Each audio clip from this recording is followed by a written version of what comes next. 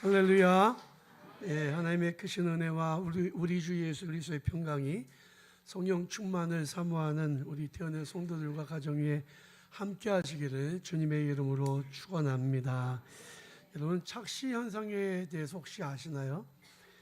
착각하다 할 때 착자고요. 볼시예요. 그러니까 눈으로 보는 건데 내가 보는 게 정확하지가 않은 거죠. 우리의 눈은 대단히 정밀합니다. 그래서 눈에 눈동자가 있고 조리개가 있고, 그래서 빛을 통해서 상대방한테 비춰서 들어오는 그 상이 눈의 망막에 이렇게 맺히면 시신경이 받아들여서 뇌에서 해석을 하는 거거든요. 근데 이게 굉장히 빠르게 순식간에 이루어지기 때문에 내 눈에 보이는 게 다 그렇게 보이는 겁니다. 색깔도 감지하고 형태도 감지하죠. 카메라가 사람의 눈을 보고 본따서 만든 거거든요. 우리가 보는 모든 영상 기기도 마찬가지입니다. 그런데 빛이 없으면 그 빛의 반사가 없기 때문에 우리가 상대방을 볼 수가 없는 거예요. 그런데요, 우리가 눈으로 보는 것을 뇌가 순식간에 해석을 하는데, 눈이 보는 것을 정확하게 뇌가 해석하지 못하는 순간이 있어요. 그걸 가리켜서 착시현상이다라고 말하는 거죠. 제가 이제 구글을 검색해도 유튜브를 봐도 그런 그림과 동영상이 너무 많은데, 그걸 보여드리면 설교는 기억이 안 나고 그것만 기억날 것 같아서 여러분들이 각자 집에서 찾아보시길 바랍니다. 여러분, 혹시 내가 보는 것이 진짠가? 라고 생각해 본 적은 없으신가요? 눈을 감고 옆에 있는 분의 얼굴을 한번 만질 수 있으면, 남의 여자 얼굴 만지지 말고 집에 가서 한번 해보세요. 내가 눈으로 보는 것과 손으로 만지는 게 같나? 어쩌면 다를 수 있어요. 내가 아는 그 사람이 맞는가? 걔가 걔인가? 우리 눈으로 보는 것을 뇌가 정확하게 인식 못할 수도 있습니다. 그게 과학인 것 같지만 사실은 착시 현상에 불과할 수도 있다는 거죠. 그래서 우리는 조심해야 됩니다. 우리가 살고 있는 이 세상에서 일어나는 모든 일들은 사실은 나의 주관적인 생각이 가미되어 있어요. 혹시 여러분들은 기억하실지 모르겠습니다만은, 아주 어렸을 때 제가 중학교 당시에 유행했던 그림이 있어요. 집집마다 그것을 붙여놨는데, 시베리아 동토의 어떤 지역에 눈이 있다가 녹은 모습을 사진을 찍었는데 나중에 보니까 예수님의 얼굴이 보이더라. 저는 안 보였거든요. 근데 이걸 못 보면 믿음이 없는 거다 그래가지고 제가 얼마나 기도를 하면서 그걸 보려고 노력했는지 몰라요. 한 달쯤 지나서 겨우 보였는데 그때 너무 기뻤던 기억이 있습니다. 사실은 그거는 예수님의 얼굴이 아니죠. 우리가 예수님이 얼굴이 어떤 모양일 것이다라고 생각한 것에 맞춰서, 그래서 그림을 보니까 그렇게 보이는 거거든요. 이념에 물들어 있는 사람들은 세상을 계급투쟁으로만 봅니다. 그래서 있는 사람 것 뺏어서 없는 사람에게 주는 게 당연하다, 이렇게 생각하잖아요. 물질 만능주의에 물들어 있는 사람은 돈으로 사람을 평가합니다. 저거는 얼마짜리. 돈 있는 사람은 VIP고, 더 있는 사람은 VVIP고, 돈 없는 사람은 전혀 신경도 안 쓰는, 그냥 아무렇게나 대해도 되는 사람, 이렇게 생각하잖아요. 우리 신앙생활에도 착시 현상이 있을 수 있다는 겁니다. 실제가 아닌데 그렇다고 생각하고 착각하는 거예요. 어떤 것이 있을까요? 첫 번째는 나한테 믿음이 없는데 있다고 착각하는 겁니다. 보니까 교회도 열심히 다녀요. 신앙생활도 잘하는 것 같고 헌금도 잘하는 것 같고 11조도 하는 것 같고, 그러면 그 사람이 믿음이 좋은 사람입니까? 자기가 스스로 생각할 때 어렸을 때부터 교회 다닌 사람은 그냥 습관적으로 교회 다니죠. 부모 따라서 교회 다녔으니까요. 모태신앙인 사람들이 이런 착각하기가 쉬워요. 난 교회도 잘 다니고 교회학교도 잘 다녔고 지금 성가대도 하고 교사도 하고 있는데 나 이만하면 예수 잘 믿는 거 아니야? 그런데 사실은 믿음이 없는 경우가 있죠. 어머니 뱃속에서부터 예수 믿었다는 의미로 모태신앙이라고 하는데 많은 경우에 모태신앙은 모태신앙이에요. 나 이것도 못해, 저것도 못해. 아니 분명히 믿음의 모양은 있어요. 신앙생활은 어렸을 때서 해왔으니까. 여러분 존 웨슬리 목사님과 찰스 웨슬리 목사님에 대한 이야기를 좀 하려고 하는데요. 이분들은 영국 성공의 신부의 가정에서 태어났습니다. 그러니까 종교개혁 이후에 영국은 캐톨릭에서 개신교로 바뀌었죠. 그 집안에서 자라났고 그의 아버지 사무엘 웨슬리는 아주 정말 경건한 성공의 신부였고요. 어머니 수산나 웨슬리는 정말 믿음이 좋은 여성이었습니다. 찰스 웨슬리와 그리고 존 웨슬리는 믿음의 가정, 기독교 가정에서 태어났고요. 그들의 평생에 교회를 빠진 적은 한 번도 없어요. 예배 규칙적으로 드렸고요. 대학에 가서는 기도 모임을 만들었어요. 규칙적으로 모여서 매일 기도하고 성경 공부하는 모임 만들었어요. 성공의 신부가 되자마자 미국의 신대륙에서 선교사로 와달라고 콜링이 와서 미국까지 갔습니다. 하지만 그들은 자기 안에 믿음이 없는 것을 발견해요. 어느 날 그들이 탄 배가 대서양을 건너는데 거대한 폭풍우를 만납니다. 거의 배를 부술 듯한 폭풍에 거의 다 죽을 것 같은 공포를 다 느끼고 있었습니다. 그들은 죽음에 대한 공포로 떨고 있었는데 어디선가 찬송 소리가 들려오죠. 찬송 소리에 따라가 보니까 한 무리의 사람들이 모여서 찬송을 하고 있는데 그들의 얼굴에서는 공포란 찾아볼 수가 없었습니다. 웨슬리가 그들에게 물었습니다. 당신들은 두렵지 않으십니까? 그들이 대답합니다. 왜 무섭습니까? 하나님이 우리와 함께 하시는데요. 그들은 모라비안 교도들이었어요. 체코의 종교개혁자인 얀 후스파인데 이 사람들이 박해를 피해서 독일의 모라비안 지역에 정착을 했어요. 그리고 그들은 120년 동안 기도의 서클을 유지하면서 신앙을 이어왔습니다. 웨슬리는 큰 충격을 받았습니다. 자기는 어렸을 때부터 교회 다녔고 성경 공부를 규칙적으로 했고 선교사로 지금 나가고 있는데 나는 믿음이 없구나. 도대체 이들은 누구인가? 라고 하는 도전을 받았다는 거죠. 두 번째의 착시 현상은 내가 신앙생활을 잘하고 있다는 것입니다. 여러분들은 신앙생활 잘하고 계시나요? 주일이 되면 교회 가서 예배 드리고 11조 생활도 하고 그러니 신앙생활 잘한다고 생각하십니까? 물론 신앙생활의 척도는 예배 드리는 것이고 그리고 11조일 수 있습니다. 하지만 예배를 빠짐없이 드리고 규칙적으로 신앙생활 한다고 종교인의 삶을 산다고 내가 신앙생활을 잘하고 있는 것이라는 것은 그것을 증명하는 것은 아닙니다. 사도 바울은 복음을 전한 위대한 사도였죠. 하지만 그가 변화되기 전에는 유대인으로 바리새인으로 철저한 율법주의자로 살았습니다. 그는 율법을 목숨처럼 여겼고요. 아주 작은 것 하나도 율법에 어긋난 일은 하지 않았습니다. 그러나 그의 안에는 하나님과의 만남이 없었다는 거죠. 어느 날 부활하신 예수님이 그에게 찾아오셨을 때에 그는 그때서부터 진정으로 변화되기 시작했습니다. 이전에 좋던 것 이제는 값없다로 변했고요. 그는 오직 자기를 구원하신 예수를 위해 살기 시작했습니다.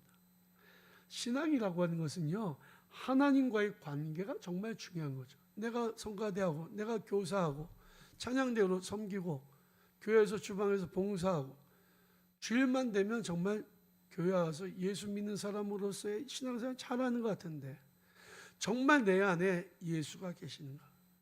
필립 얀시란 분이 내 안에 하나님이 없다라고 하는 책을 썼어요. 얼마든지 종교적인 행위로 교회에 다닐 수 있습니다. 그러나 그게 신앙생활 잘하는 것은 그것을 의미하는 건 아니에요. 하나님과의 관계가 멀어진 상태에서도 교회는 나올 수 있고 예배도 드릴 수 있어요. 그러나 이 상태가 오래가면 믿음이 사라지고 신앙생활도 더 이상 이어갈 수 없게 된다는 거죠. 여러분, 신앙생활에 문제가 생겼어도 나는 신앙생활 잘하고 있어, 난 믿음생활 잘하고 있다고 착각하지 마시기 바랍니다. 자기 자신을 정확하게 진단하세요. 내 안에서 계속 불평의 말이 쏟아져 나오면 나는 내 신앙에 문제가 있는 거예요.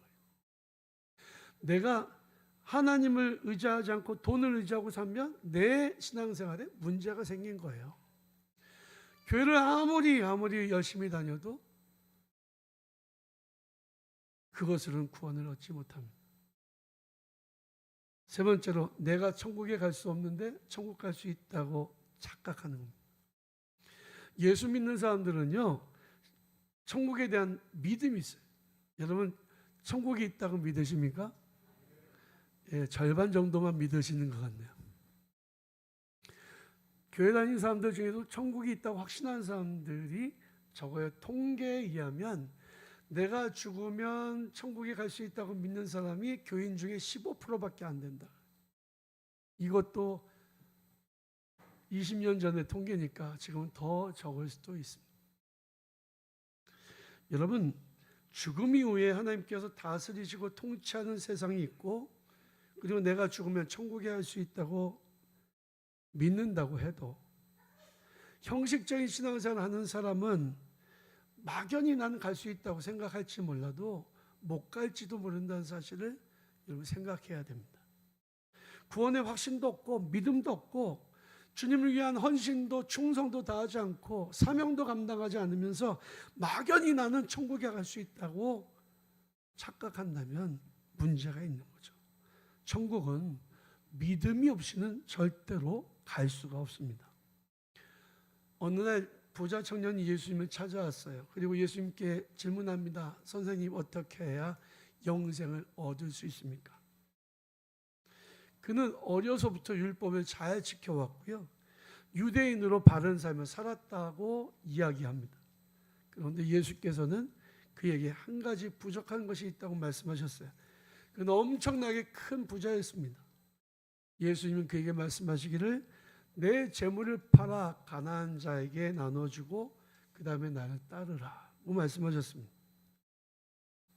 하지만 그 청년은 근심하고 돌아가서 다시는 돌아오지 않았습니다. 왜냐하면 그는 너무나도 큰 부자였기 때문입니다. 여러분, 내 앞에 놓여져 있는 것들이 다 내 거라고 착각하지 마십시오.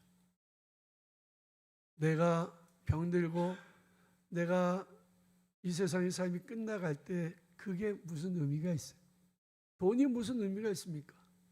몸이 안 좋을 때는요, 눈앞에 산의 진미가 있어도 먹고 싶은 마음이 하나도 없어요. 지금 죽어가는 이에게 산의 진미가 무슨 소용이 있냔 말이에요. 우리가 가지고 있는 물질들, 내 앞에 있는 산의 진미, 어느 순간에 내 앞에서 아무 의미 없는 것으로 되고 말 것입니다. 내가 가진 것처럼 착각하지만 사실은 그것들은 내 것이 아니에요. 단순한 착시 현상일 뿐입니다. 정말 중요한 것은 내가 천국에 들어갈 수 있느냐 없느냐. 예수께서는 청년이 돌아가신 후에 이렇게 제자들에게 말씀하셨습니다. 부자가 천국에 들어가는 것이 얼마나 어려운지 마치 낙타가 바늘구멍에 들어가는 것과 같다. 여러분, 너무 돈 욕심 내지 마세요. 너무 세상적인 것에 마음 두지 마십시오. 천국은 영원한 것이고 우리가 궁극적으로 사모할 것입니다. 그러므로 가장 중요한 것은 우리가 천국을 소유하는 거예요. 영생을 소유하는 거예요. 언젠가는 사라져버릴 것들에 집착하지 마시기 바랍니다. 겉으로 볼 때는 화려한 것들, 대단해 보이지만 사실 더 중요한 것은 비교할 수 없이 중요한 것은 그 속에 있는 내용이에요. 우리는 형식적인 기독교인이 아니라 속사람까지 성령으로 뜨거운 사명의 사람들이 되어야 합니다. 시골에서 올라온 촌 사람들, 예수님의 제자들이 그런 사람들이었어요. 성전을 보고 놀라서 기절을 합니다. 와, 예수님, 이 돌들을 보십시오. 와, 사람들이 바친 엄청나게 큰 헌물을 보십시오. 그때 예수께서 이렇게 말씀하십니다. 너희 보는 이것들이 날이 이르면 돌이 하나도 돌 위에 남지 않고 다 무너져 버리라. 유대교 신앙을 가지고 있었던 사람들, 그들의 신앙은 겉보기에는 화려하고 대단해 보였어요. 화려한 옷을 입고 제사장들과 서기관들이 막 다닙니다. 거룩해 보였죠. 그러나 예수께서 보실 때는 회칠한 무덤이었어요. 평토정한 무덤이었습니다. 위선자였습니다. 그들은 본다고 하나 사실은 보지 못하는 장님들이었습니다. 외모로 볼 때 겉으로 화려하고 멋있으면 와, 그게 진짜인 줄로 생각해요. 그러나 착시 현상일 뿐입니다. 불이 꺼지고 깜깜해지면 그거나 이거나 다 똑같은 거죠. 물질의 가치가 담겨져 있지 않습니다. 오늘은 존 웨슬리 회심 기념주일이죠. 당시 웨슬리 목사님이 목회하던 당시 영국 사회는 산업혁명의 여파로 기계 문명에 의해서 인간의 존엄성이 무너져 내리고 여러 가지 사회 현상이 생겨나고 있었습니다. 기계 때문에 직장에서 쫓겨난 사람들이 분노하고 슬픔을 달래기 위해서 술과 도박에 빠져 살았습니다. 점점 사회는 타락해져 가고 있었고 교회도 영적으로 점점 더 생명력을 잃어가고 있었습니다. 영적으로 무감각해지고 신앙생활마저 형식적이 되고 영국 성공에는 영국 사회에 어떤 영향력도 끼치지 못하고 있었습니다. 그때 하나님께서 사용하셨던 사람들이 찰스 웨슬리와 존 웨슬리 형제였습니다. 찰스 웨슬리는요, 존 웨슬리 목사님과 함께 큰 충격을 받았어요. 자기한테 믿음이 없다는 사실을. 그래서 모라비안 교도들과 계속해서 교제를 나누면서 성경 공부를 합니다. 찰스 웨슬리가 어느 날 갑자기 큰 병이 들어서 병이 걸려서 쓰러졌습니다. 병상에 누워 있는데 모라비안 교도들이 찾아와서 기도도 해주고 또 성경도 읽어주고 공부도 하는 동안에 찰스 웨슬리 마음속에 가슴이 뜨거워지는 경험을 하게 됩니다. 이게 첫 번째였고요. 그런데 존 웨슬리 목사님 여전히 마음이 차가웠습니다. 냉랭했습니다. 그는 오죽했으면 내 안에 믿음이 없어서 난 설교를 못하겠다까지 할 정도였어요. 모라비안 교도의 지도자인 진젠돌프 백작이 믿음이 생길 때까지 설교하십시오라고 권면해서 겨우 설교는 하고 있었어요. 그는 자기 동생 찰스에게 일어난 영적인 변화에 대해서 잘 알고 있었습니다. 어느 날 그는 올더스케이트라고 하는 곳에 있는 성경 공부 모임에 참석을 했습니다. 1738년 5월 24일의 일이었어요. 그날 그는 일기를 적었는데 이렇게 적었습니다. 그날 저녁 나는 올더스케이트 길에 있는 한 모임에 매우 마지못해 참석했다. 어떤 사람이 마틴 루터의 로마서 주석 서문을 읽고 있었다. 8시 45분쯤 그리스도에 대한 믿음을 통해 하나님께서 사람의 마음에 이루시는 변화를 서술하는 단락에서 나는 내 마음이 이상하게 뜨거워지는 것을 느꼈다.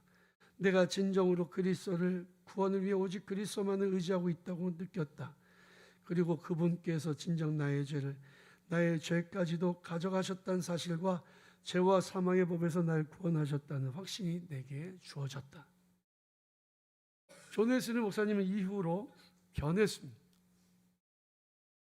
여러분, 우리는 진짜 믿음을 가져야 돼요.